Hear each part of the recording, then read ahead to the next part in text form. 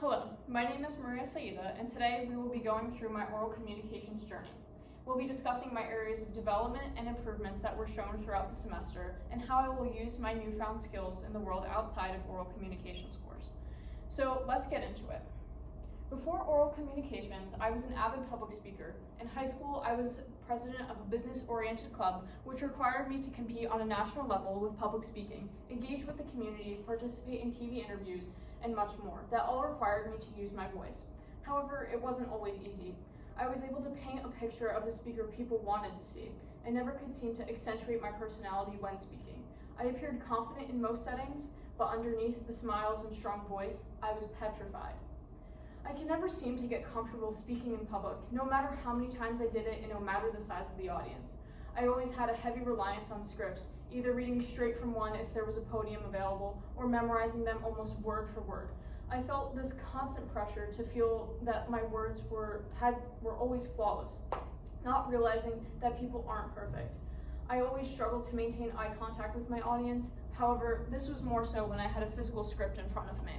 I found myself constantly nervous of messing up. However, as we will see further, my nervousness dwindles during the course of the semester, and I become more confident in my speaking abilities.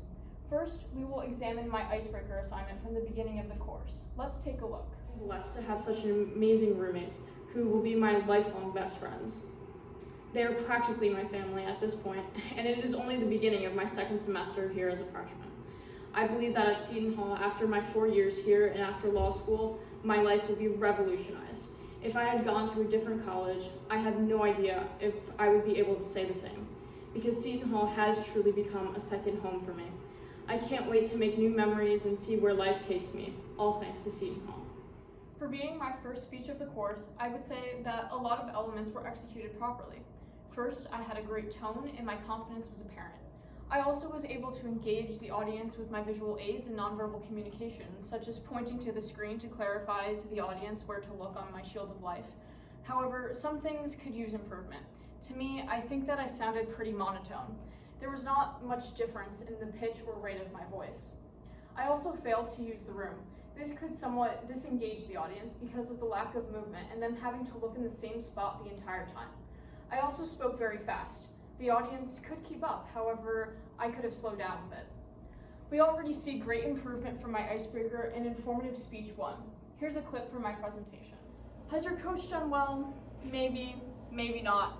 But not every coach is perfect. It is up to his or her players to make real plays with what information they've been given.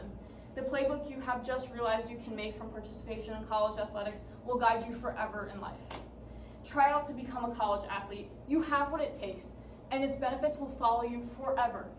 All you have to do is reach out to coaches with videos of your skills, accomplishments, and statistics. If they like what they see, they will most likely have you participate in scout practices. There is great improvement in my presentation style in this project. I adopted a more conversational and peppy tone that would encourage the audience to listen to my message. I also use engaging nonverbals that makes my message more personal to the audience, such as when I point to the audience and tell them that they have what it takes to become a college athlete.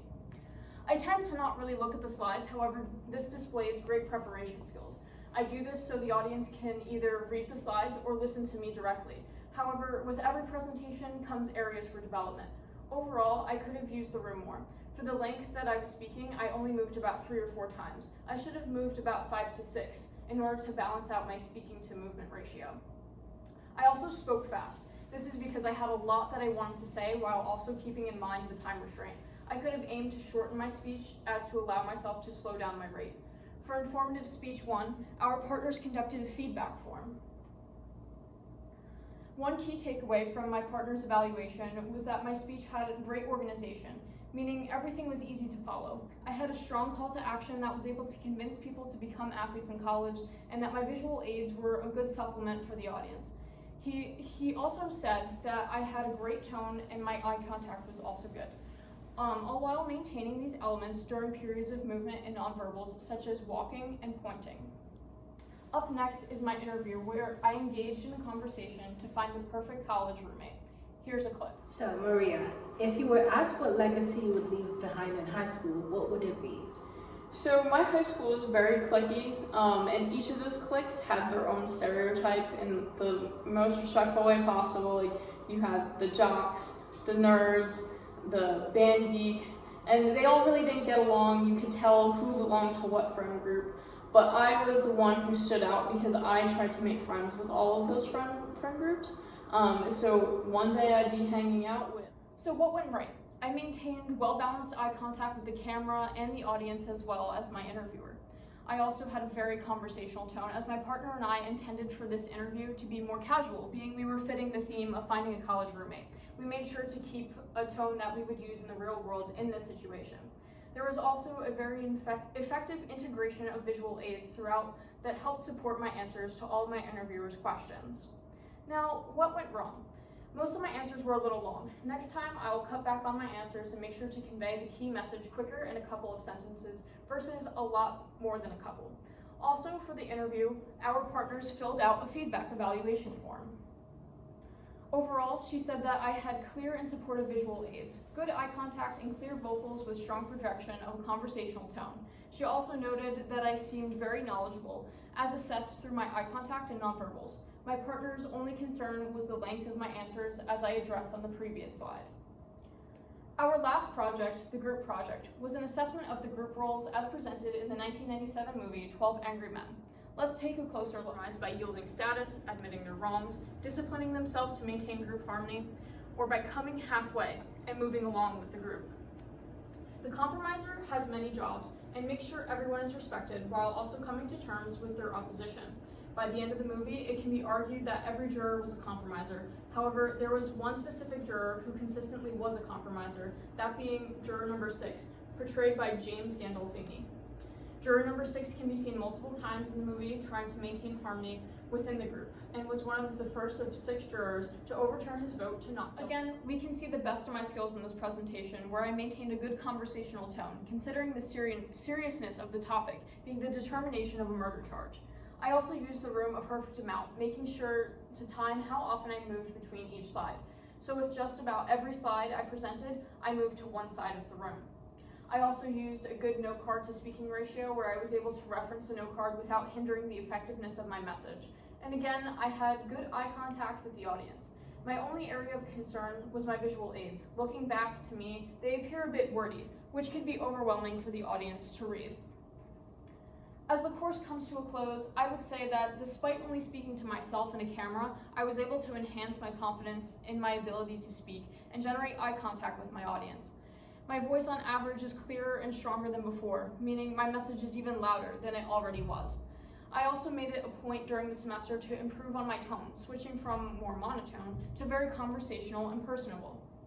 And to hammer home my message, I used a good balance of nonverbals during key points in my message in order to make my words more impactful when I wanted the audience to take certain points away from my speech. Where will I take my newly enhanced skills?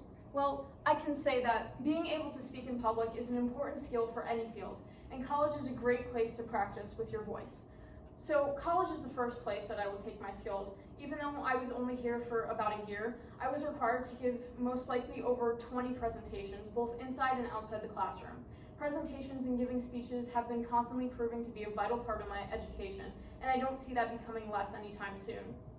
Next, I will be able to bring my skills into both the business and legal worlds. Every day, people who especially work in these industries are required to give a presentation or defend a client in a courtroom. These people must have effective skills, such as great use of nonverbals to enhance certain messages, as well as provide a confident, friendly tone. If you're giving a financial presentation to a group of potential investors, you are best to appear confident in what you're saying. People won't invest if you appear hesitant in your information about the company. And in law, a jury is going to look for conviction. And even when your client is guilty, it's your job to make them appear innocent. This requires great control over your voice and projection of confidence. If you're not an effective or strong speaker, a jury might second guess your message, and this could result in a potentially false jury decision. Overall, all of the skills that I either procured or enhanced in this course will prove to be integral in my business and legal career path, while making me a stronger speaker on a personal level. Thank you.